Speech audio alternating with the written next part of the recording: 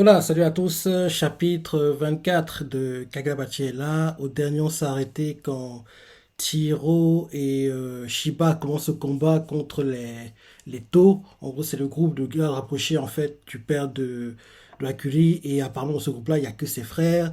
Et en plus, on a vu Akuri qui a croisé l'un de ses frères qui le recherche, qui s'appelle Soya. Donc, en gros, c'était ça le cliff.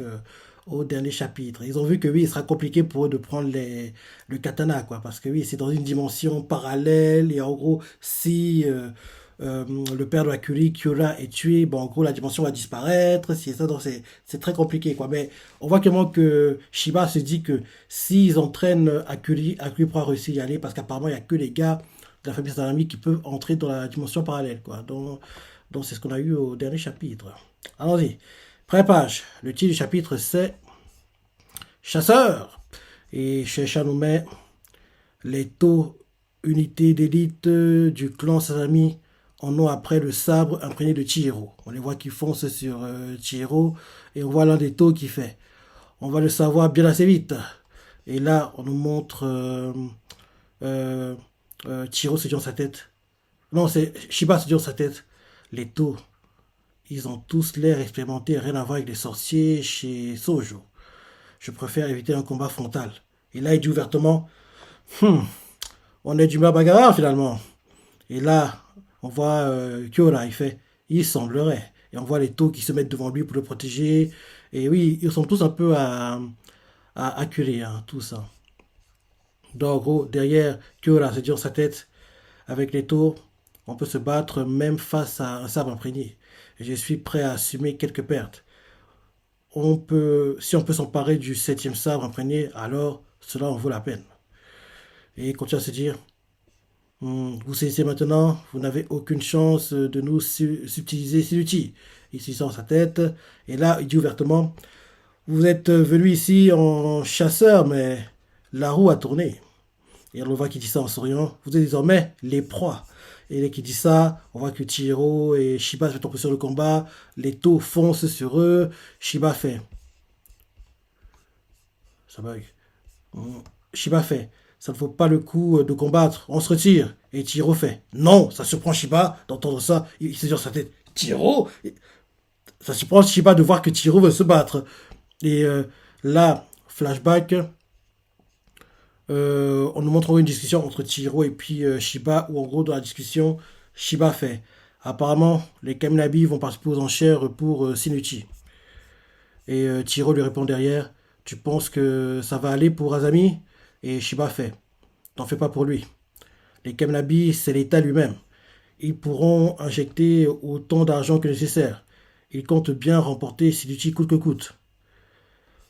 Quand les enchères débuteront, le sabre ne pourra que finir entre les mains des Kamnabi, ce qui veut dire qu'ils seront en mesure de manier Siduchi. Mhm. Et là derrière, flashback dans le flashback, en gros, Chihiro qui parle avec son père dans un autre flashback, et Chihiro fait pourquoi la boîte de Siduchi est différente des autres? Il est puissant? Son père lui fait il n'est pas juste puissant, il est différent. Il faut le sécuriser plus que les autres. Et Chihiro fait à son père ce que je vais dire, ce que je vais dire vaut pour tous les sabres, mais ce serait pas plus sûr qu'il soit gardé chez les Kamnabi? Et là, son père lui fait pas vraiment, pas vraiment. En fait, disons qu'il y a un passif. S'il nécessite qu'on le garde bien en sécurité, s'il nécessite qu'on le garde bien en sécurité et qu'on hmm? s'il nécessite qu'on le garde bien en sécurité et qu'on ne l'a pas refilé au Kaminabi, oui, c'est pour la même raison. Allez, dis-nous. Sinuchi, c'est le seul sabre qu'on ne doit plus jamais laisser à qui que ce soit. Et là, retour au présent, Chihiro se rappelle qu'en gros, Shiba lui a fait, quand les enchères débuteront, le sabre ne pourra finir contre les mains des Kaminabi. Et, on- et là, Chihiro se dit dans sa tête, en d'autres termes, on n'a plus le choix. On doit le sortir de l'entrepôt avant le début des enchères. Et là, ensuite, on nous montre la dimension parallèle, quoi, où en gros, elle le sabre. Et Et Chiro continue à se dire, à quoi bon se retirer maintenant? Même si on se regroupait pour former un plan, on en sait toujours trop peu sur cet entrepôt. Il regarde Shiba et les deux se comprennent, quoi. Chiro fait, fuir est une mauvaise idée, Shiba. On doit agir maintenant et pas plus tard. Et là, Shiba comprend qu'il va abandonner la fuite, quoi. Là, les taux foncent sur eux. Ensuite, changement de point de vue. On nous montre Akuli qui marchait dans un immeuble, il rencontre son frère, et son frère lui fait Akuli, je t'ai cherché partout, et tu peux pas savoir comme tu m'as manqué. Et Akuli, l'air paniqué, regarde son frère, genre qu'est-ce que tu fais là? La tête qui tire, c'est ce que ça veut dire, quoi. Et, euh, et là, on voit que on nous montre un flashback où Akuri est martyrisé par des gars, il est en boule par terre, des gens lui donnent des coups de pied, quelqu'un arrive, quoi. Et attends, attends. Oui, on nous montre un flashback, quoi, où en gros, des gens, en gros, martyrisent Sakuri et retour au présent. Là, en gros, on le voit qui saute par-dessus, oui, il est en gros, on va dire, je sais pas, 4 5 étage, quoi. Il saute par-dessus les escaliers, quoi. Genre, en gros, il veut tomber dans le vide. Et quand il saute comme ça, son frère l'attrape et il fait, waouh, et fais gaffe, t'es fragile, tu pourrais y rester si tu tombes d'aussi haut. Et Akuli fait, je préfère encore sauter dans le vide. Tu as vu m'exécuter, pas vrai? Vu que j'ai ruiné la marchandise. Et son frère est choqué d'entendre ça. Il dit en souriant, jamais de la vie. On est frères, non? Je suis venu pour te ramener à la maison. Accueilli, il n'a pas l'air très content. Son frère, en gros, le ramène au-dessus, quoi. Il fait, allez. Et il a la tout fait. So, il y a Sazami. Il, il a 5 ans de plus que moi. Ah, ok, c'est Akui qui fait la voix off. Il nous fait. So, il y a Sazami. Il a 5 ans de plus que moi. Il fait partie des tout. Il m'aime sincèrement, mais il a cette manie de l'exprimer par les coups. Ah, ok. Donc, en gros, c'était Soya qui le tabassait dans le flashback. Retour à un flashback, acculé par terre, on sent. Et, euh, et là, ensuite, retour au présent, son frère lui fait rentre à la maison, acculé.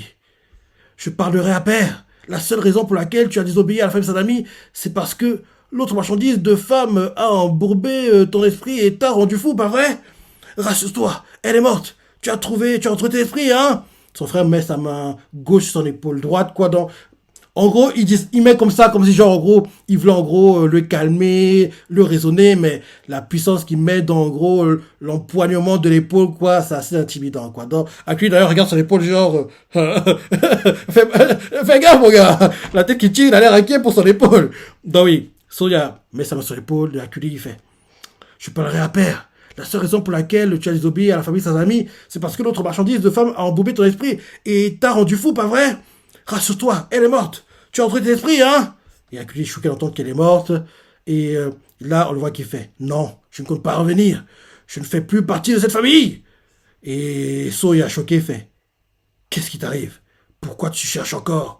Et là, son frère commence à appuyer de plus en plus son épaule. Hein, parce que oui, quand il met les mains sur ses épaules, on dirait que oui, c'est genre pour le calmer. Mais non, c'est pour l'intimider. Parce que au départ, il met, mais quand il empoigne, tu sens que oui, c'est pas genre, il est sympa. Et là, comme Akui refuse, il commence à petit appuyer de plus en plus, quoi. Et il fait, qu'est-ce qui t'arrive? Tu cherches encore? Pourquoi tu cherches encore? Et là, euh, Sonia en larmes fait tu n'es pas du genre à répondre comme ça. Et là, on nous montre comment il s'appelle déjà Inao. Inao qui descend l'escalier et fait hé, hey, Akuli, on dirait qu'il va pleuvoir, je t'ai pris un parapluie. Oh, t'es occupé? Et Akuli fait on voit son frère qui met en gros ses mains sur les épaules de Akuli, quoi, il regarde en gros Inao derrière. Et là, en gros, on voit Soya qui fait oh, je vois. Il lâche Akuli et fait tu t'es encore fourré avec une sale femme, c'est ça, Akuli? Tu te fais encore influencer? Et on le voit qu'il a les larmes aux yeux, il pleure, quoi. Soya, il fait soit, je, soit, je la tuerai alors. Revenir pour de bon. Il fait, soit, je la tuerai. Alors, reviens pour de bon cette fois. Et là, derrière, on voit Soya qui s'approche de Inao, quoi, il commence à monter l'escalier. Et Akuli essaie de retenir son frère. Il fait cours, Inao! Il crie ça à Inao, il essaie de retenir son frère, et là, son frère, en gros, lui fait une sorte de prise de judo, quoi, il l'envoie valser, une sorte de sautogaré, quoi. Il l'envoie valser par terre, et en gros, il donne un coup de poing, et Inao est choqué de voir ça, et Soya, en larmes, fait, rends-moi mon petit frère. Il dit ça à Inao. Il a acculé malgré qu'il était tabassé, quoi. Il tient la jambe de son frère par terre. Il fait, il n'a rien à voir avec ça. C'est vous qui êtes Barjo. Et Soya en larmes fait, arrête s'il te plaît. Il est très émotif, hein. Et là, d'un coup, on voit que Shiba apparaît, parce que oui, il peut se téléporter, il faut pas oublier. Il apparaît, quoi, juste derrière, en fait, Soya. Et il fait, c'est qui ce type, Inao? Et Soya est choqué de voir que quelqu'un est derrière lui parce qu'il n'a pas senti la présence, quoi. Il fait. Et là, derrière, Inao fait, oui, c'est lui. En gros, Inao fait croire à Soya que la personne qui a, en gros, retourné l'esprit de Akuri, quoi, c'est Shiba. Alors que non, on sait tous que c'est, bon, c'est tous, c'est Chihiro, quoi. Mais, en gros, Inao fait, oui, c'est lui. En gros, elle montre, en gros, Shiba, parce qu'en gros, elle sait que elle n'aura pas le niveau si elle se bat en 1-1 contre Soya. Donc, en gros, elle veut, en gros, que ce soit plutôt Shiba qui s'occupe de Soya, vu qu'en gros, elle sait que elle n'a pas le niveau, quoi. Donc, en gros, elle fait croire à Soya que la personne qui a, en gros, retourné l'esprit, changé Akuri, c'est Shiba. Comme ça, Soya, au lieu de l'attaquer, va attaquer Shiba. Parce qu'elle fait, oui, c'est lui. Et là, d'un coup, Soya, énervé, se retourne, voit Shiba, essaie de le frapper, et Shiba lui donne, en gros, frappe avec la paume de sa main, quoi, sur le menton, comme ça. Il encaisse de plein fouet Soya. Et là,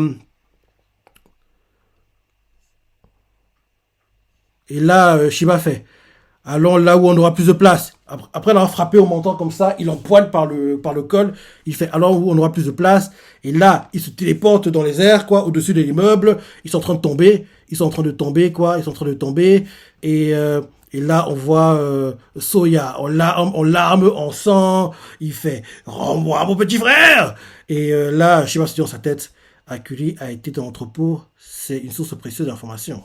Et là, Shiba fait, désolé, il est avec nous maintenant. Et là, retour dans l'immeuble, on voit Akuri par terre, Inao s'approche de lui, et là, Akuri par terre fait, c'était Shiba, et Inao fait, ouais, derrière Akuri fait, je croyais qu'il était chez mon père. Et là, Inao lui fait, disons qu'avec tout ce qui s'est passé pour protéger Charu, on a mis en place un système ingénieux que j'ai imaginé. Tout ce que j'ai à faire, c'est d'appeler ce numéro de Shiba une seule fois. Et il rapplique vers moi avec sa magie. Et là, en gros, on nous remontre le flashback en gros, Soya fait rends-moi mon petit frère. Et en gros, qu'en gros, il disait ça, Inao avec son portable derrière elle, quoi, et cherchait le numéro et appuyait pour l'appel, quoi. Et en gros, quand en gros, il disait rends-moi mon petit frère, quoi, c'est à ce moment-là qu'en gros, elle a appelé Shiba, et Shiba, dès qu'il a vu, bah, téléportation, il est arrivé, quoi. Donc, en gros, c'est ce qu'on nous montre, en gros, le flashback, qu'on comprenne qu'en gros, comment Shiba est arrivé instantanément, quoi.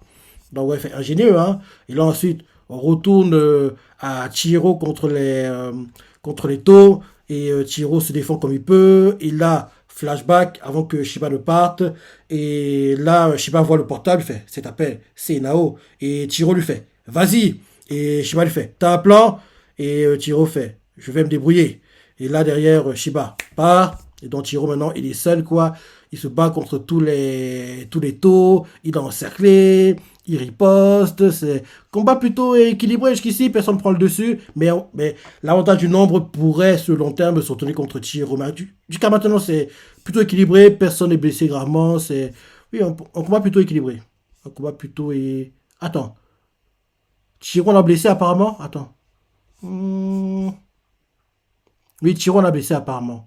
Il l'a blessé, mais ils sont en état de se battre. Même qu'il a réussi à couper des canades de certains, oui. On dirait que Chihiro a le dessus, hein, bizarre. Parce qu'il est dans 3 contre 1 et ils l'ont pris en tenaille, quoi. En gros, une formation, une sorte de formation triangle. Mais pour le moment, il réussit à leur tenir tête, hein. Il a même coupé le katana de l'un d'entre eux. Il y en a blessé un. Et là, ensuite, on nous montre Kyora dans son bureau, quoi. qui en gros regarde par la fenêtre brisée, quoi, le combat, et il fait, curieux de voir la suite des événements. Il regarde le combat par la fenêtre, et là ensuite, on le voit qui est en train de boire le café, en regardant le combat, chez Chanomet, il faut trouver un moyen de s'en sortir. Et là, c'est la fin du chapitre. Comme d'hab, bon, on a un bon chapitre comme d'hab, et oui, le prochain, logiquement, ce sera... Parce que les chapitres sortent des dimanches, apparemment. Les chapitres de... En gros, dimanche avec une semaine de retard, parce que le chapitre 6, c'est celui de la semaine dernière. Celui de cette semaine, on l'aura logiquement, je pense, dimanche, parce que ça fait plusieurs dimanches que les chapitres sortent. Ouais. Donc, les chapitres sortent des dimanches, apparemment, maintenant. Donc, en gros, à chaque fois, on aura une semaine de retard par rapport aux sorties japonaises, quoi. Donc, oui, ce chapitre, c'est de la semaine dernière. Celui cette semaine, quoi. En gros, ce qui est sorti hier, il sortira logiquement oui, dimanche prochain et ainsi de suite, quoi. Donc, à chaque fois, apparemment, on aura une semaine de retard par rapport aux sorties japonaises. Donc, voilà. Voilà. Je pense que tu as vu, mais je crois que j'ai déjà parlé, mais oui, Kagurabati va être publié aux États-Unis et ça arrive en novembre, si je ne me trompe pas. On peut même déjà précommander si on veut. Donc, oui, j'ai hâte de voir les scores que ça fera en gros aux États-Unis, quoi. Donc, oui, on peut déjà précommander. Logiquement, vu que ça arrive en automne 2024 aux États-Unis, logiquement, nous, ce sera printemps, à mon avis. Printemps 2025. Printemps 2025, été 2025 au plus tard. Au plus tard, ouais. Sachant que, vu comment les chapitres sortent, vu comment les tomes sortent, cette année, on devra avoir 3 tomes, 3 ou 4. Enfin, 3 contrats pour le Top Icon, je pense. Ouais, 3 contre. On doit, sur l'année civile, 4, je pense. Sur l'année civile, 4. Mais pour l'année Oricon, 3. 3. Et en gros, sur l'année civile, on devrait avoir, à mon avis, 4 tomes à chaque fois qu'ils sortent. Donc, un en février, un en mai, un autre en septembre et un dernier en décembre, un truc comme ça. Je pense qu'en gros, sur l'année civile, on aura à chaque fois 4 tomes qui sortent. Et si c'est le cas, c'est-à-dire que d'ici fin 2025, on aura déjà assez de contenu pour la potentielle future saison 1 de l'animé, dont peut-être que Jump Festa fin d'année 2025, on aura le fameux. L'animé arrive prochainement, sachant que l'animé, il arrive, disons, automne 2026, comme ça, quand l'animé sort, on a déjà plus de 10 tomes en circulation, et déjà le contenu pour une potentielle future saison 2. Bref, j'aime bien imaginer en gros ce genre de scénario, quoi. En gros, ce qui va se passer. Oui, logiquement, ça devrait être ça. En gros, fin d'année 2025, à Jump Festa, on aura le fameux. L'anime arrive prochainement. Et il arrivera. Printemps. Allez, hmm, allez. Été, automne 2026, je pense. Plutôt automne. Plutôt automne 2026. Comme ça, quand l'anime commence en 2026, on a déjà le contenu pour la future saison 2 et ainsi de suite, ainsi de suite. Comme ça, à chaque fois, en gros, on peut faire que Kagurati soit un animé, oui, annuel, quoi, à la My Hero Academia, avant qu'en gros le manga avait beaucoup d'avance, quoi. Donc, en gros, chaque année, tous les automnes, deux cours de Kagurabachi, quoi. Bref, on n'y est pas encore, mais oui, ça va vite aller, hein, parce que le manga, il cartonne. Il cartonne, il marche bien, et c'est top, quoi. C'est vraiment, vraiment top. Et j'ai hâte de voir les ventes que feront le deuxième tome en mai, parce que, ouais, je vois bien faire minimum 25 000. Même si j'aimerais bien qu'il fasse dans les 30 000, quoi. 30 000, ce serait bien parce que il a beaucoup de potentiel, il marche bien et les chapitres sont top. Il n'y a pas à se plaindre honnêtement pour Kagurabachi. Avant, Shueisha ne croyait pas au manga, mais on leur a ouvert les yeux, qu'on leur a fait compte que, les gars, vous pouvez pas lui couper la tête, vous pouvez pas l'annuler. Donc, maintenant, ils croient enfin en Kagurabachi, mais ils y croyaient pas. Parce que les préventes du tome 1, ils pensaient que c'était des ventes gonflées, mais même les réimpressions se vendent très très bien. Donc maintenant, ils ont compris que, dans son droit évidence, quoi, il peut pas l'annuler. Parce que on voyait clairement qu'ils étaient plutôt sceptiques, méfiants, très ça bizarre, parce que ils croyaient pas au manga. Mais maintenant, ils n'ont pas le choix. On leur a forcé la main. Et c'est bien, en gros, que, entre guillemets, on ait un peu plus de poids. Parce que, honnêtement, les Occidentaux, on n'a pas vraiment de poids dans les ventes sur le papier, les sorties de manga, puisque le premier marché, c'est le Japon. Mais là, on a réussi à faire que Shueisha comprenne que oui, on existe nous aussi. Bref, bon chapitre. Toi, tu as pensé, partie ta préférée, laisse des commentaires, like et... Ah, salut.